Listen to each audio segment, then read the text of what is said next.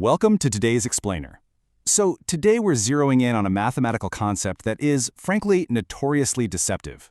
If you've ever stared down an equation, seen that tiny little number floating up in the corner and just froze, well, you are definitely not alone.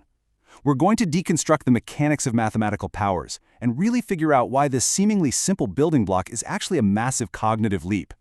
It's kind of the exact threshold where millions of learners just hit a wall, shifting from basic arithmetic into the abstract world of algebra. By unpacking it, we actually uncover a lot about human learning, and, really, why students struggle with algebra in the first place. We'll look way beyond the rote memorization and explore exactly what makes this tiny floating number so intimidating, but also incredibly essential. Okay, to get us started, I want you to think about a super simple question. What actually happens when you multiply a number by itself over and over and over again? Look, we all know basic multiplication, right? Take 3 times 2. That's really just adding the number 3 2 times.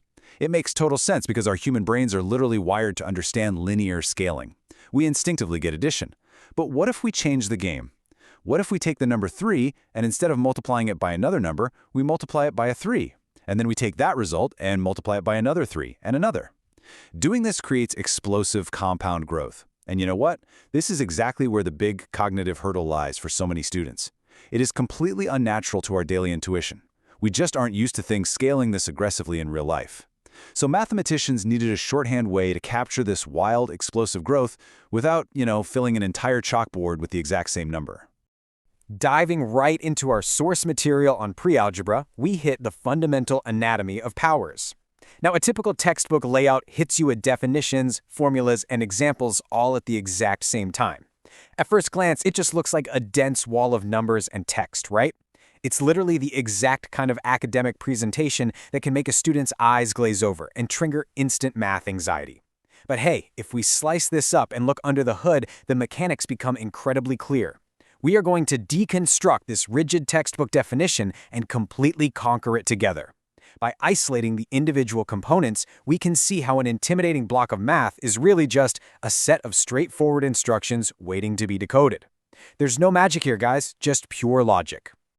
So the formal definition right at the top states that a power is a product of the same factors. Okay, stop right there. This right here is a perfect example of why algebra feels so alienating to students.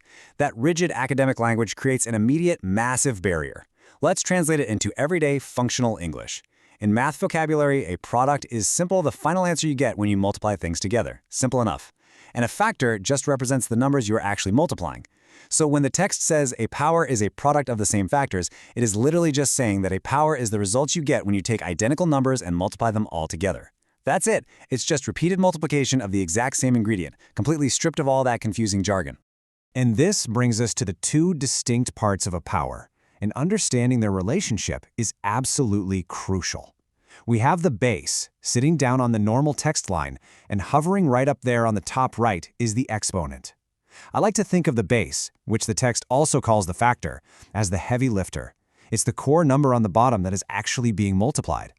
The exponent, on the other hand, is the instruction manual. That little number up top is the boss, telling the base exactly how many times it needs to be multiplied by itself. Honestly, the most common algebraic error, the reason so many students completely derail here, happens when they confuse these two roles. They treat the instruction manual, the exponent, as just another heavy lifter to be multiplied normally. But they are completely different entities working as a team. The base says, hey, I am the number 3. And the exponent says, great, now write yourself down 4 times and multiply. Let's see how this actually builds into an equation using the provided example, 3 to the power of 4. Step 1 is just identifying our players. The base is the big number 3, and the exponent is the little number 4 hovering at the top right. Step 2, we follow the exponent's instructions. Since the exponent is a 4, we write out our base, the number 3, exactly 4 times, placing a multiplication sign between each one. So 3 to the power of 4 translates perfectly into 3 times 3 times 3 times 3. Now, the immediate gut instinct for a struggling student here is to just multiply the base by the exponent. 3 times 4, get 12, and call it a day. It is the classic trap. But by expanding it out, we force ourselves to follow the manual, totally avoiding that pitfall and seeing the true mechanics at work. So the absolutely crucial point here is the execution of that expanded math. We've got our string of threes, 3 times 3 times 3 times 3. Let's just do the mental math right now to prove it out. The first 3 times 3, that gets us 9. We take that 9, multiply it by the next 3, which gets us 27. Finally, we take that 27 and multiply it by our very last 3. The definitive conclusion is 81. We have successfully taken a base and an exponent, bypassed all those common algebraic traps, and calculated its true expanded form. Honestly, it is a highly satisfying resolution when you realize you haven't just memorized some seemingly arbitrary rule. Instead, you've fundamentally understood the hidden architecture of the equation. This is the exact moment where math anxiety transforms into genuine mathematical confidence. Which leads us to a pretty fascinating thought to close out today's explainer. I mean, look at what just happened. We started with the number 3. We applied a seemingly tiny exponent to it, just the number 4. Yet that little 4 acted as a massive multiplier, rapidly turning a simple 3 into an 81. This extreme rapid scaling is precisely why algebra feels so daunting to learn at first. It completely defies our everyday intuition of how numbers should behave.